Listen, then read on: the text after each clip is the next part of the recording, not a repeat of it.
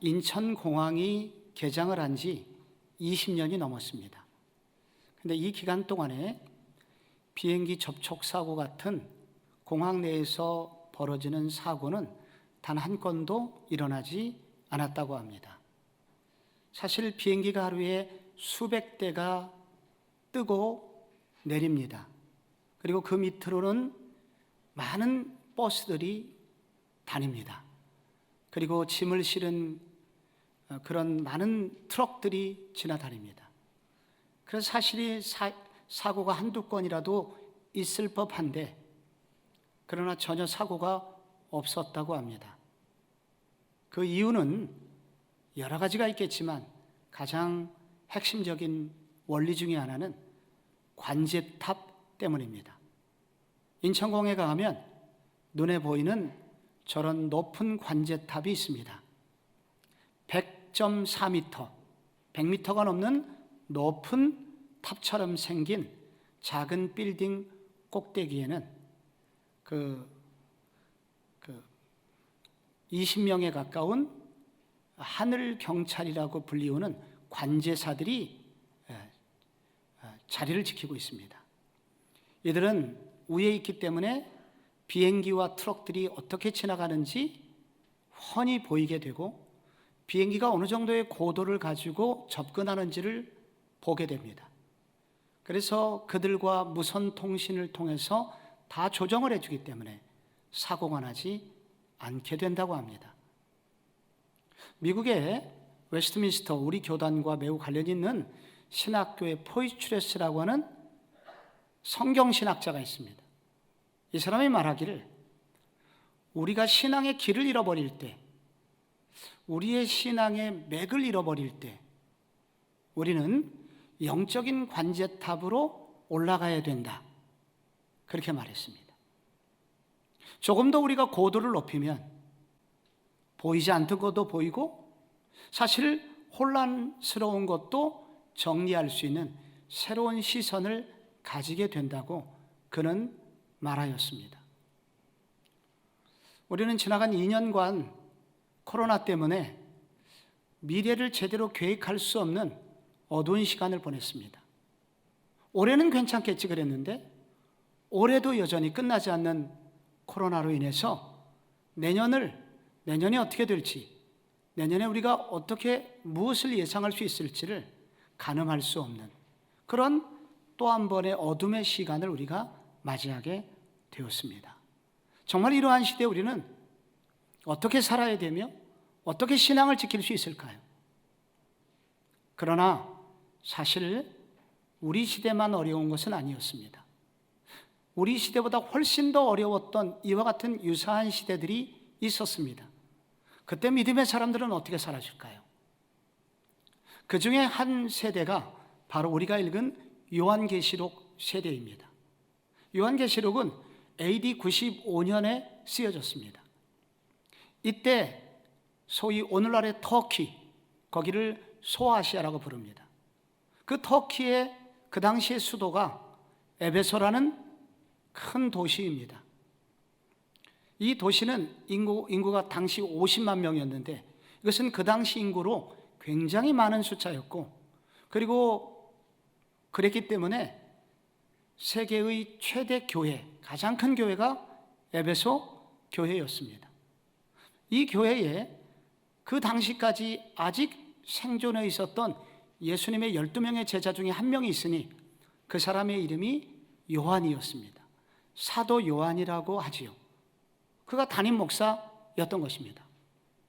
그런데 그 당시 로마 전체를 다스리고 있었던 황제가 도미티안입니다.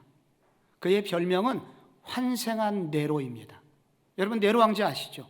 얼마나 잔인하게 기독교를 박해했으며 원형 경기장에 많은 사람들을 사자밥이 되게 했던 악한 황제 아닙니까? 그런데 그가 환생한 네로라는 별명을 가졌습니다. 도미티안은 정말로 악랄하게 기독교인들을 괴롭혔습니다. 그들에게 그 황제 숭배를 거절한다는 이유로 밀거래, 보리, 쌀 거래를 하지 못하도록 경제적으로 괴롭혔습니다.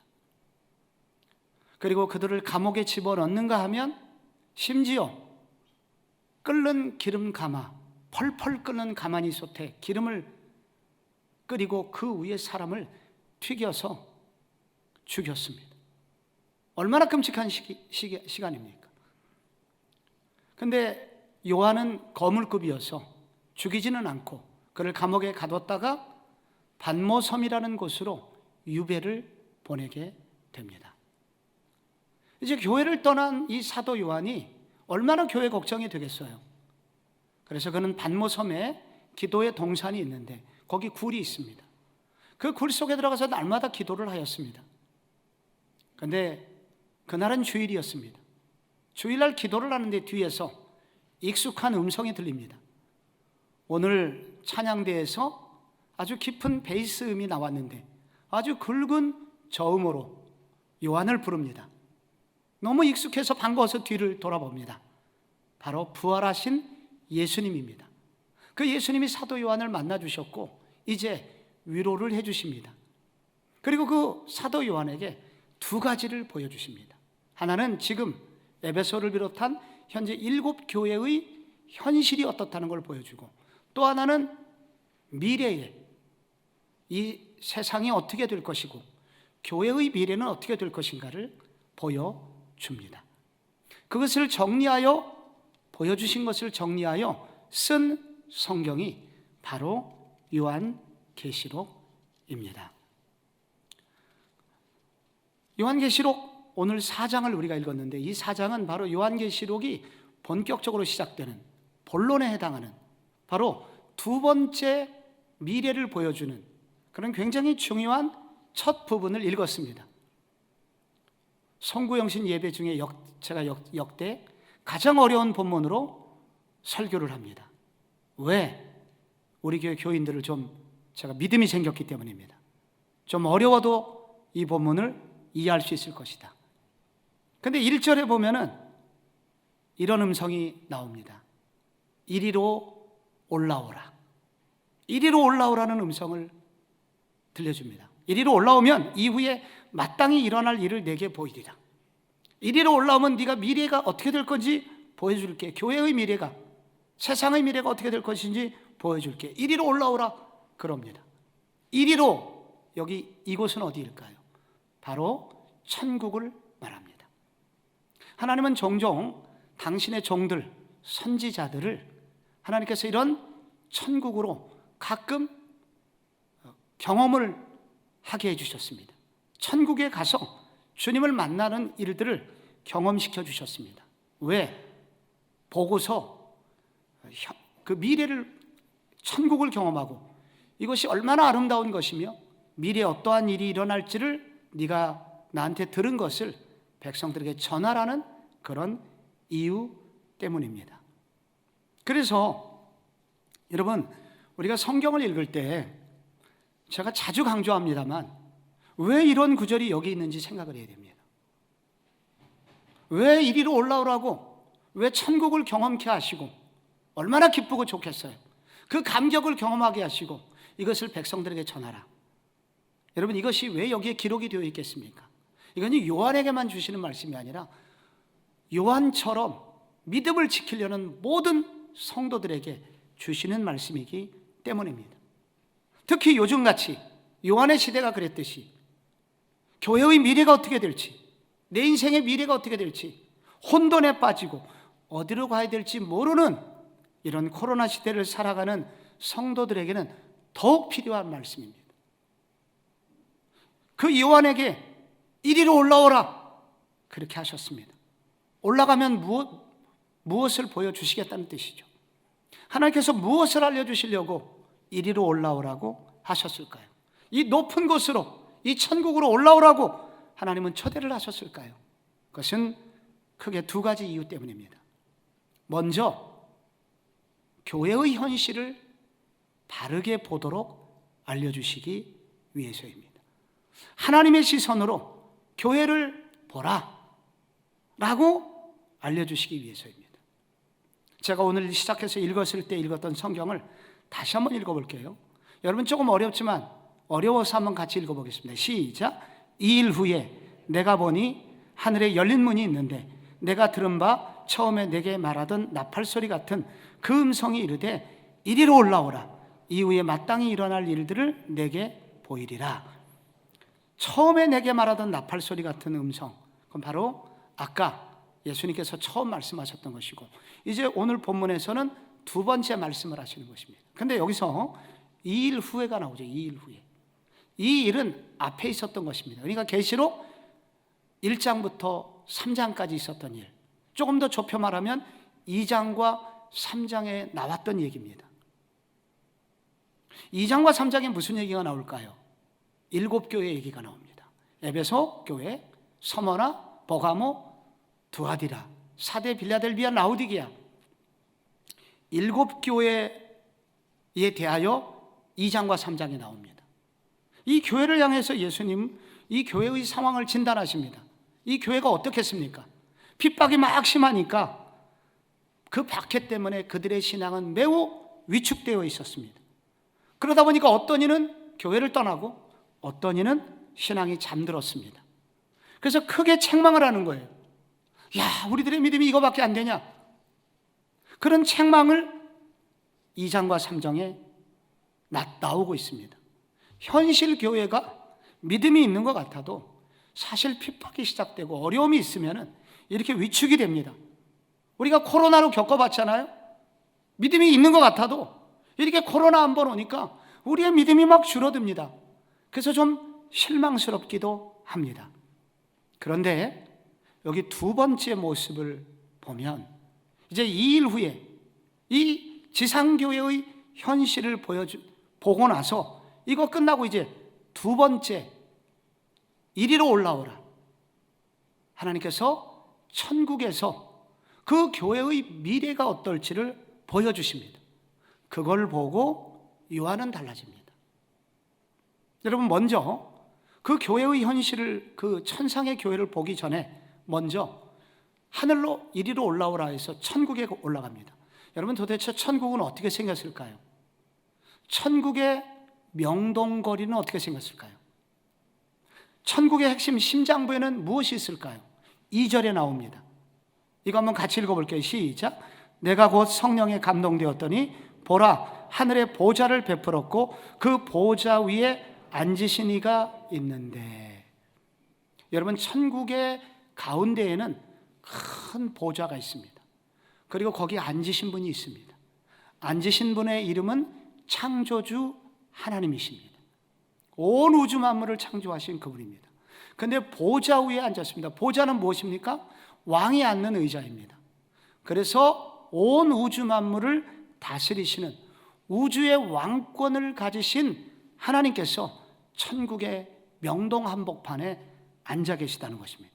청와대에, 백악관에 앉아 있는 대통령처럼 그렇게 하나님이 앉아 계십니다.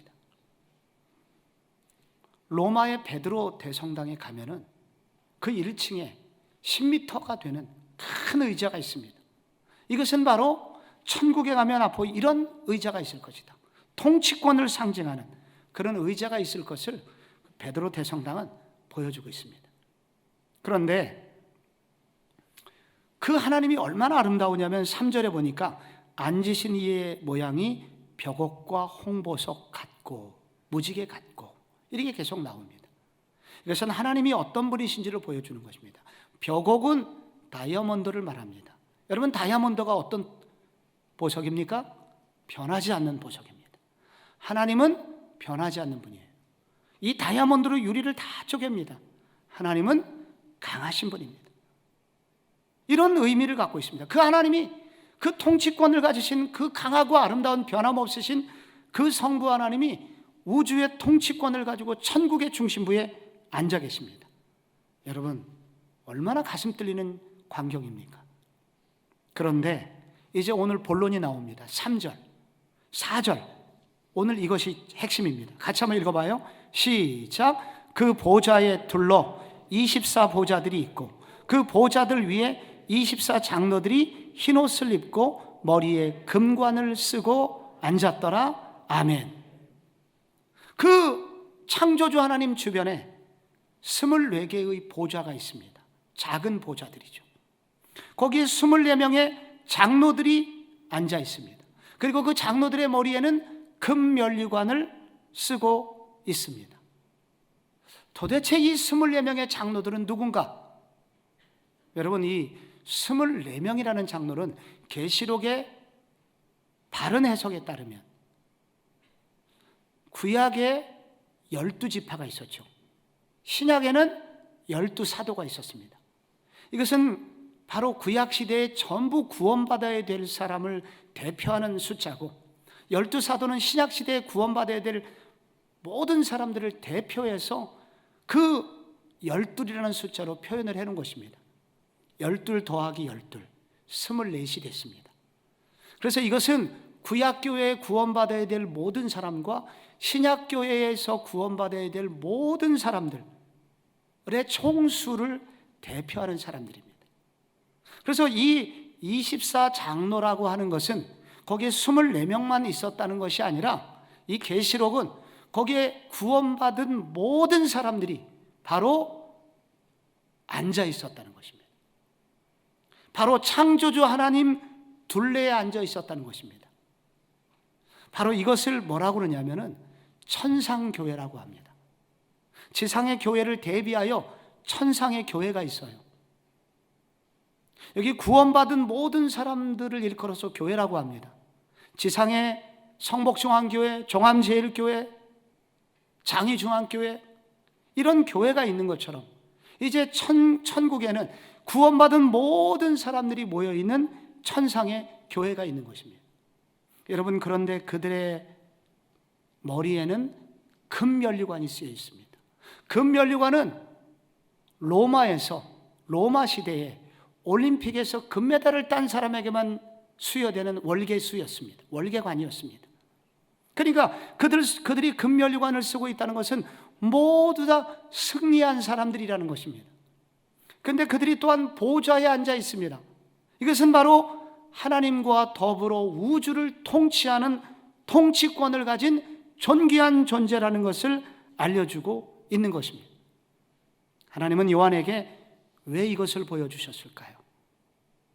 우리가 지상에서는 초라해 보입니다.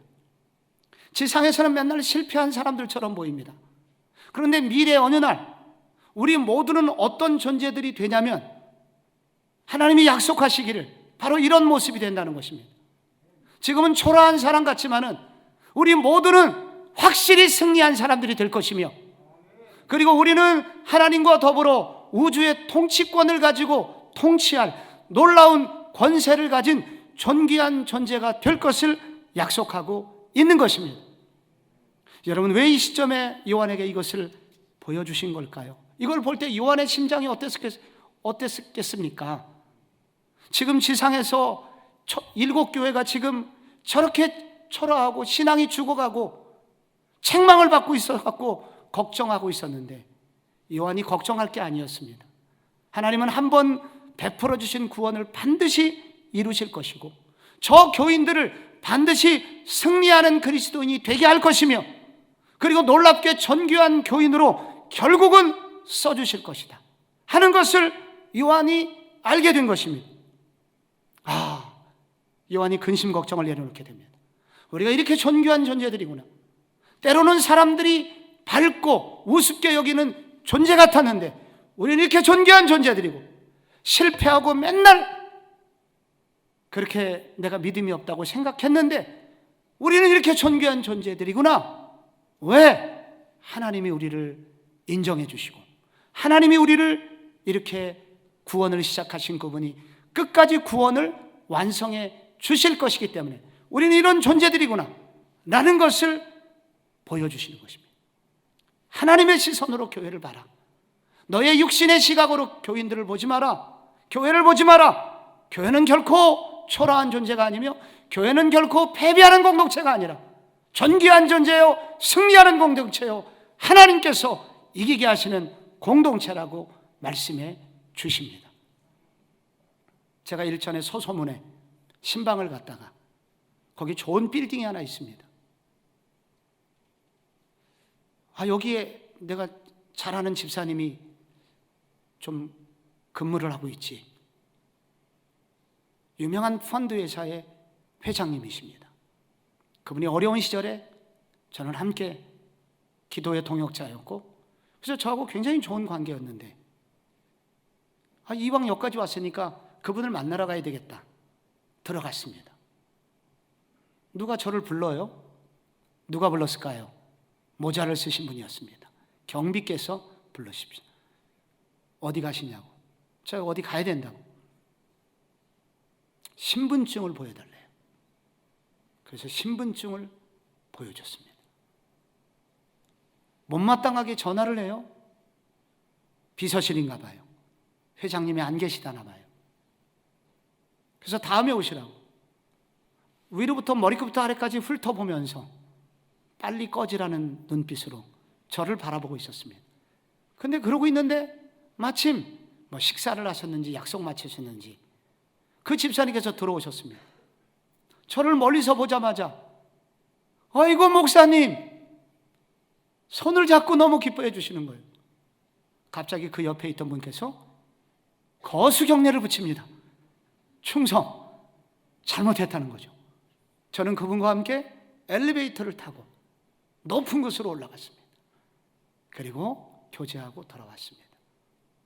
제가 원래 존귀한 사람이라서가 아니라 그분이 나를 존귀하게 여겨주니까 저는 존귀한 사람이 되었습니다. 우리는 그런 존재들입니다. 세상 사람들이 보기에는 약해 보이고 실패하는 사람 같지만 하나님이 우리를 존귀하게 보시기 때문에 우리는 존귀한 사람들이며 우리 지상의 교회는 약해 보여도 승리하는 공동체 될 것이다. 그 시각으로 높은 곳에 올라가면 그렇게 보이기 때문에 요한을 높은 곳으로 올라오라고, 이리로 올라오라고 말씀하셨습니다. 왜 이리로 올라오라고 또 하셨을까요? 두 번째, 혼돈의 세상 속에서도 흔들리지 않는 믿음의 길을 걸어라 라는 말씀을 주시기 위해서입니다. 여러분, 조금 더 어려운 말씀이 나오니 낙심하지 마소서. 여러분 5절에 보면 보좌로부터 번개와 음성과 우레소리가 났다고 합니다. 여러분, 여기 보좌 앞에 번개가 나오고 음성이 나오고 우레소리가 나옵니다. 여기 번개와 천둥, 번개, 우레소리, 여러분 이것은 출애굽기에도 나옵니다. 출애굽기 19장에 이스라엘 백성들이 시내산 앞에 섰을 때 시내산 언약을 맺기 전에 갑자기 빽빽한 구름 속에서 천둥, 뇌성 번개가 어마어마하게 쳤습니다. 그때 하늘에서 음성이 들려왔을 때 백성들이 사시나무를 떨듯이 다 떨면서 고개를 숙였습니다. 너무 무서웠습니다.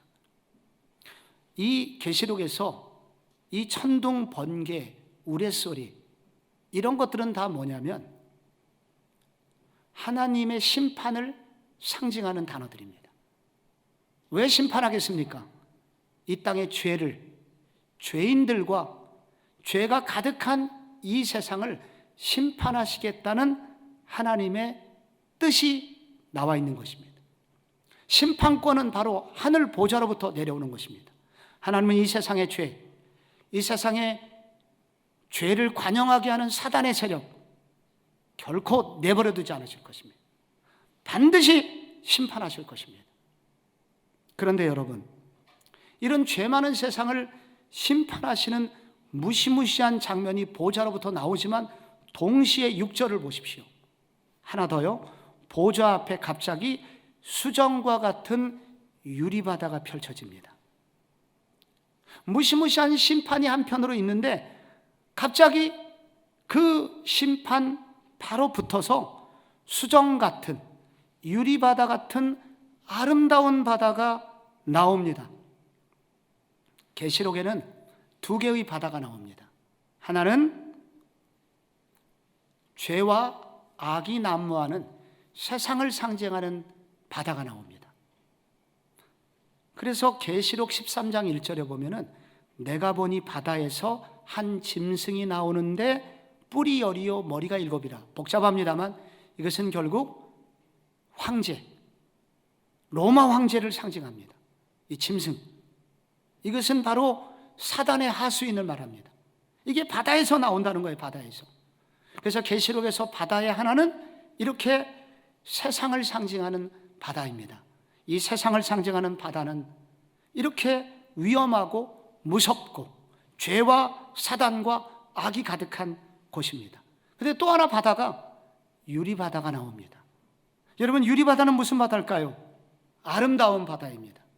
출애굽기 24장 10절에 보면은 이스라엘 하나님을 보니 그 발 아래에는 청옥을 편 듯하고 하늘같이 청명하더라 라는 단어가 나오는데, 유리바다는 그렇게 아름다운 바다입니다. 얼마나 투명한지 유리 같아요. 여러분, 몰디브를 혹시 가보셨습니까? 저는 못 가봤습니다.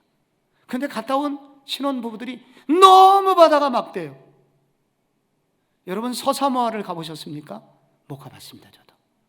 그런데 거기 갔다 오신 분들이 말하기를 마치 물이 너무나 맑아갖고 저 20m 있는 바다에 물고기들이 수족관이 다니는 것처럼 보인대요.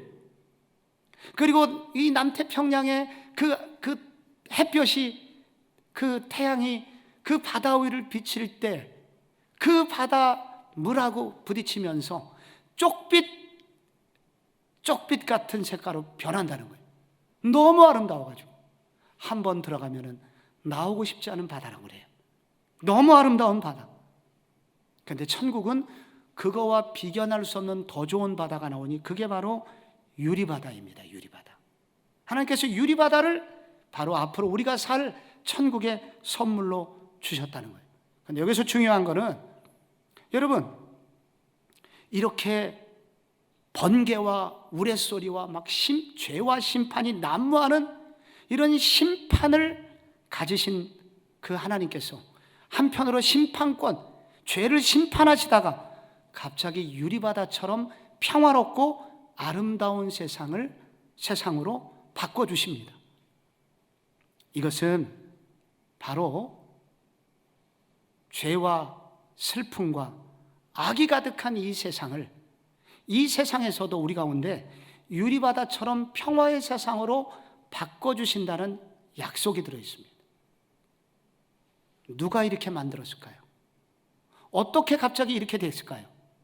심판받아 마땅한, 그래서 막 요동치는 삶을 살아 마땅한, 천둥번개 맞고 번개 맞아 죽어 마땅한 그 사람이 유리바다와 같은 평화롭고 아름다운 바다를 선물로 받는 축복의 삶으로 바꿔줍니다.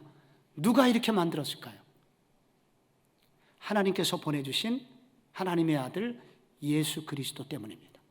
예수 그리스도께서 바로 그 죄인이 받아야 될 모든 죄값을 대신 치르셨고 십자가에서 온전히 돌아가셨기 때문에 그 십자가 예수의 은혜를 믿은 사람들에게 하나님께서는 놀라운 선물을 주시는데 유리바다와 같은 선물을 주신다는 것입니다. 예수 그리스도의 십자가 안에 있는 사람은 그러므로 요동치는 세상, 심판받아 마땅한 세상 같은 세상 속에서도 유리바다와 같은 축복의 삶을 살 수 있을 것을 약속해 주고 계신 것입니다. 그러므로 우리가 예수 안에 있을 때 혼란스러운 세상 같고 미래가 보이지 않는 세상 같지만은, 흔들리는 세상 같지만은 예수 안에 있는 사람은 유리바다와 같은 축복의 삶을 약속받아 놓은 사람들이므로 그 예수 안에 머물기를 힘쓰고 예수 안에 머물므로써 믿음의 길을 계속 걸어가라고 촉구하고 있는 것입니다. 이것을 예수님이 지상에 계실 때 천국의 예고편을 보여주신 적이 있습니다. 갈릴리 바다를 제자들하고 건너가고 있는데 갑자기 광풍이 휘몰아쳤습니다. 광풍, 거대한 광풍, 메갈레, 여기서 메가톤이 나왔는데 메가톤급 허리케인에 의해서 배가 다 뒤집힐 정도로 엄청난 파도를 만났습니다. 그런데 예수님은 주무시고 계셨죠. 제자들이 막 물을 푸다가 안 되니까 예수님을 깨워가지고 예수님 우리 좀 살려달라고 예수님이 깨어나셔서 잠잠하라 고요하라 말씀하시니까 순간 그 요동치던 바다가 고요해졌습니다. 잠잠해졌습니다. 이것은 바로 제자들이 일순간에 경험한 것뿐만 아니라 바로 예수님과 함께 있는, 예수와 동행하는 모든 사람에게 천국의 예고편으로 보여주신 사건입니다. 예수 안에 있을 때 이렇게 요동치는 세상, 심판받아 마땅한, 우리의 죄를 생각하면 심판받아 마땅하고 저주받아 마땅한 요동치는 인생 같은 우리들에게 우리가 예수 안으로 들어갈 때, 예수님과 함께 동행할 때 주님께서는 우리에게 유리바다 같은 아름다운 바다를, 천국을 선물로 주신다는 것을 약속하고 있는 것입니다. 그러므로 요한은 도전합니다. 여러분, 예수 안에 머무십시오. 예수 안에 머물 때 여러분, 혼돈스러운 세상, 우리가 어디로 갈지 모르는 세상 같지만은 우리 예수 안에 있을 때 주님은 우리의 삶을 요동치고 천둥번개치는 그런 세상을 우리 가운데 유리바다와 같은 평온의 세상으로, 평안의 세계로 우리를 이끌어 주신다고 약속하고 계십니다. 순서지입니다. 여러분, 이것이 얼마나 약합니까? 두껍지도 않습니다. 그래서 살짝 제가 찢으면 푹 찢어집니다. 그런데 여러분, 이것을 성경책 안에 넣으면 제가 아무리 찢으려고 해도 찢어지지가 않습니다. 제 힘으로는 안 돼요. 우리도 그렇습니다. 예수 안에 있을 때, 예수님이 우리와 함께 있을 때 바로 우리는 두렵고 힘들고 혼돈의 세상 속에서도 평안을 유지하고 주님이 주시는 안전한 세상을 경험하게 될 것을 약속하고 있는 것입니다. 요한은 우리에게 도전합니다. 사랑하는 교우 여러분, 흔들리는 세상 속에 살고 있습니까? 방황하는 세상 속에 살고 있습니까? 그리스도께서 우리에게 베푸신 은혜를 기억하십시오. 그리고 그리스도께서 우리를 위해서 하신 일을 기억하십시오.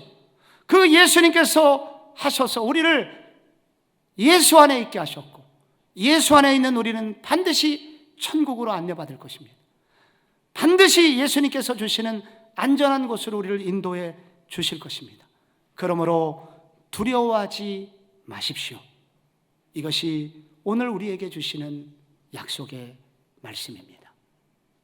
그렇다면 여러분, 마지막으로 우리는 어떻게 이렇게 요한이 경험한 이 놀라운 축복을 경험할 수 있을까요? 요한에게 이리로 올라오라고 하신 말씀은 도대체 우리는 어디로 올라가야 될까요? 오늘 성경 말씀은 구체적인 적용으로 기도의 산으로 오르라 라는 뜻입니다. 여러분, 사도 요한이 결국 이러한 은혜를 언제 받았습니까? 그가 기도의 동산에 올라갔을 때입니다. 성지순례를 가면 지금도 반모섬에 갈 수 있습니다. 반모섬은 큰 섬은 아니지만 아름다운 섬입니다. 이 반모섬은 영일만처럼 이렇게 작은 섬이 일종의 만이 형성이 되어 있고, 만의 오른쪽 편 동산이 있습니다. 거기에 굴이 있습니다. 지금도 바로 그 옛날 사도 요한이 기도한 흔적이 있는 그 기도굴, 그리고 무릎 꿇었던 기도의 바위가 지금도 남아 있습니다. 사도 요한은 거기서 늘 기도 동산에 올라 기도의 굴에 들어가서 기도의 삶을 살았습니다. 그런데 그 기도의 굴에서 나오면 그 눈앞에 보이는 바다가 바로 그 해안가를 따라서 일부분만 보이게 되죠. 모든 바다가 보이진 않죠. 그런데 그 바다의 모양은 마치 갈릴리 바다의 모양과 거의 닮았습니다. 사도 요한은 날마다 기도의 동산에 올라서 오를 때마다 예수님을 생각하고, 그리고 기도의 동산에 나올 때 예수님과 함께 동행했던 그 옛날의 추억을 생각하면서 그는 늘 기도에 힘썼고, 그러는 사이에 이리로 올라오는, 그래서 천국을 경험하는 은혜를 체험하게 되었습니다. 우리도 마찬가지입니다. 우리가 근심, 걱정 많고 혼란이 가득한 이 세상을 여러분, 우리가 어떻게 살아갈 수 있단 말입니까? 높은 곳으로 올라가야 됩니다. 바로 사도 요한이 올라갔던 기도의 동산으로 우리도 올라가야 합니다. 근심, 걱정 다 내려놓고 기도의 자리로 나가야 합니다. 그때 하나님은 우리에게 새로운 길을 열어주실 것입니다.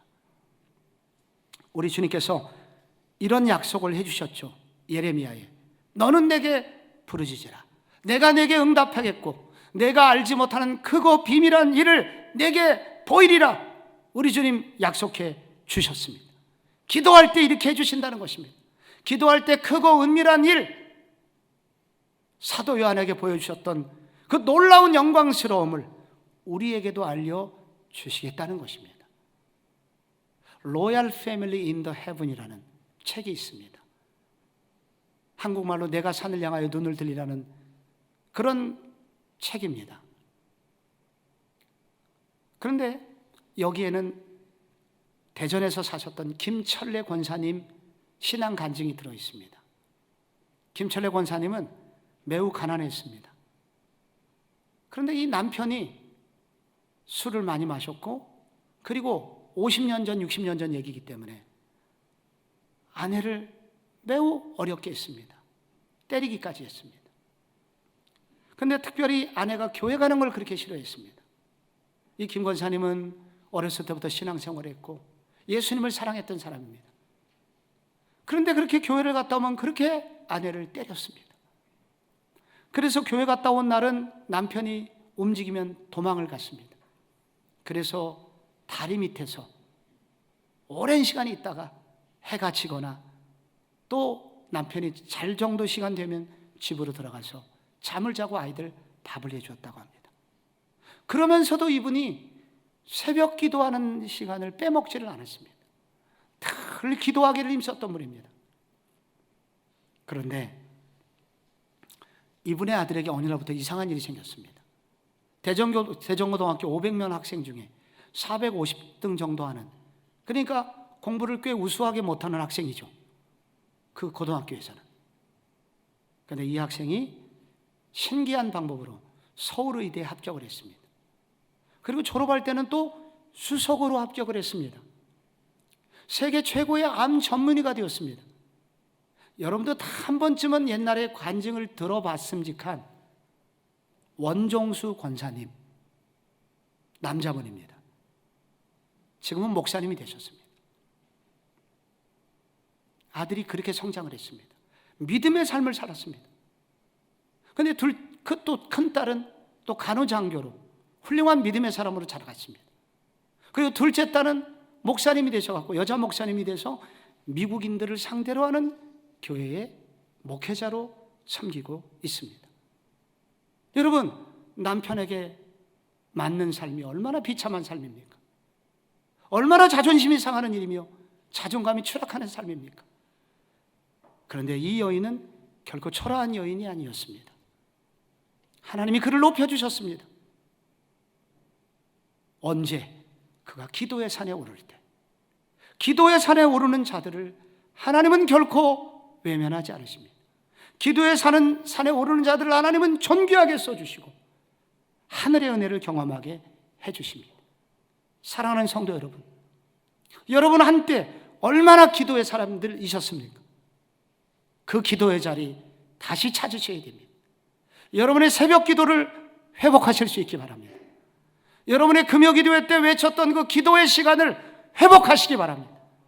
여러분의 개인 기도를 회복하시기 바랍니다. 여러분의 기도의 산에 오를 때 하나님은 요한에게 보여주셨던 그 놀라운 그 신비한 일들을 여러분에게 보여주실 것입니다. 두 번째이자 마지막으로 예배의 산에 올라야 됩니다. 여러분, 이 24 장로들이 무엇을 하고 있습니까? 갑자기 이들이 자기의 머리에 있는 금관을 벗어가지고 보좌 앞에 다 내려놓았습니다. 성부 하나님께 다 바쳤습니다. 그리고 갑자기 찬양을 시작합니다. 하나님이여 영광과 존귀와 권능을 받으시는 것이 합당합니다 하면서 막 찬송하고 예배를 드리고 있습니다. 대학교 졸업식에 가면은 학사모를 벗어가지고 엄마에게 씌워주고 아빠에게 씌워주는 자녀들이 있습니다. 무슨 뜻입니까?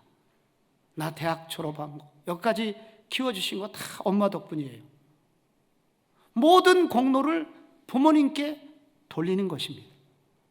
여기 지금 내가 구원받아 여기까지 온 거 주님의 은혜입니다 라고 깨달은 그들이 머리 벗어가지고 하나님께 영광을 돌리고 찬송을 부릅니다. 이것을 무엇이라고 합니까? 예배라고 합니다. 여러분, 지상에서와 천국 가서도 변함없이 계속되는 게 예배입니다. 예배를 드릴 때 하나님은 가장 기뻐하십니다. 그런데 그리고 예배를 받으시기 위해서 우리를 지으셨다고 하였습니다. 그러면 성도가 처음부터 천국 가는 그날 천국 가서도 계속하는 거 바로 예배입니다. 근데 이렇게 예배를 드리고 바로 다음 장에 계시록 5장에 뭐가 나오냐면 바로 지구의 운명을 좌우하는 놀라운 책의 뚜껑이 열리게 됩니다. 이 말은 바로 예배하는 자들에게, 이렇게 예배를 사모하는 자들에게 하나님께서는 놀라운 세계를 보여주신다는 것입니다. 새로운 세계를 보여주신다는 것입니다. 남이 보지 못하는 세계를 보여주신다는 것입니다. 새로운 길이 열린다는 것입니다. 이게 예배하는 자에게 주시는 하나님의 축복입니다. 1997년은 정말 우리가 생각하기도 싫은 해입니다. 우리나라가 처음으로 정말로 거지가 된 날, 큰 해입니다. IMF가 여러분 구제 금융을 받았던 그런 해입니다. 많은 회사들이 도산했죠. 특별히 달러가 없어가지고 우리나라가 빚을 갚을 길이 없습니다. 그래서 많은 회사들이 넘어가거나 도산을 했습니다. 현금이 없으면 다 망하는 것입니다. 제가 10수년 전에 이전에 있었던 섬기던 교회에 이랜드 그룹의 박성수 회장이 장로님이셨습니다. 그래서 새벽 예배 시간에 이분의 간증을 직접 들을 수가 있었습니다. 이랜드 그룹도 마찬가지로 만기일이 다가오는데 갚을 돈이 없어서 2, 3일 내로 도산하게 되었었다고 합니다. 길이 없죠 뭐. 그 당시에 다 망하니까.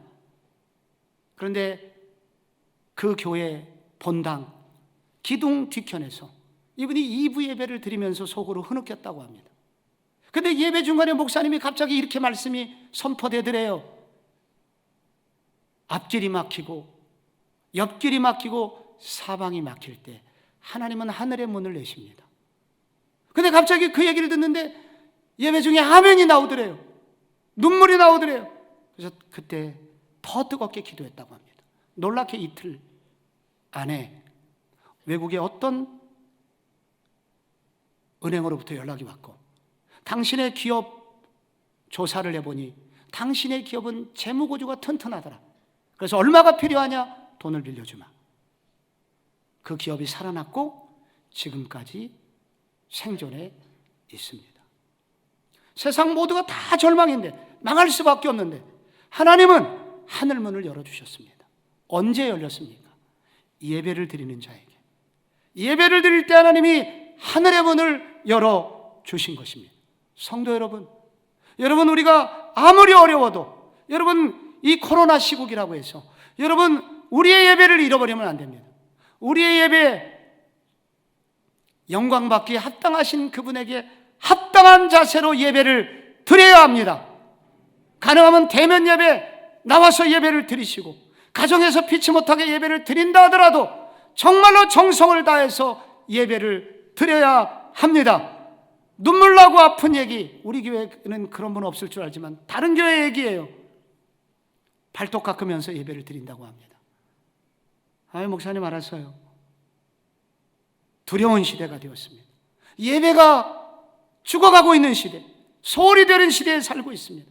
아무도 안 보기에 적당히 예배하는 시대가 되었습니다.